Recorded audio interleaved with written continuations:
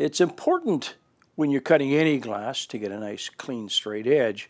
It's especially important when you're cutting straight edges that need to fit against each other. If you have two strips of glass that in your project have to fit tightly against each other, if you didn't get a nice cut on each of the edges, they won't fit together and you'll end up with a gap between them. This would be especially noticeable on a weaving project where you want the glass strips to fit together in a woven pattern. My favorite way to cut strips is to use cutting guides. These patterns, you can draw your own, or if you want, you can download these. They're PDFs on our Glass Campus website. That's where these were printed out from. This one, for example, we cut out a lot of strips of glass. These are ones that I did. These are 1/4 inch wide strips. I use them for all kinds of projects. I also use them for torch working instead of rods. So,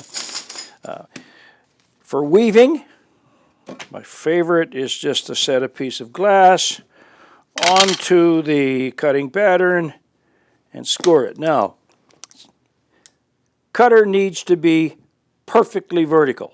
Not this way, not that way. If it's tilted to one side, the glass could break on an angle to one side. It won't necessarily break on a clean 90-degree angle. So start on the edge, score nice, clean, smooth, even pressure right off the edge.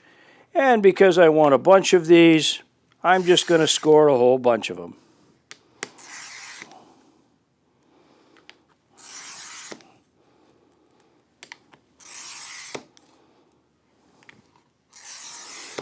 Now, some people tell you that you need to break these in half. Actually, it makes zero difference. Now, also, some people like to use these running pliers. I'm not a fan. I love these for production work, but if I want a quality edge, I would never, ever use these.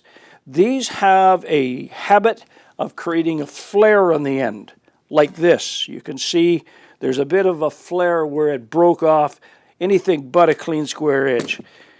I believe the single, most reliable, most accurate way to get a nice, clean, crisp break is just to take it, put your thumbs on the score, and break it.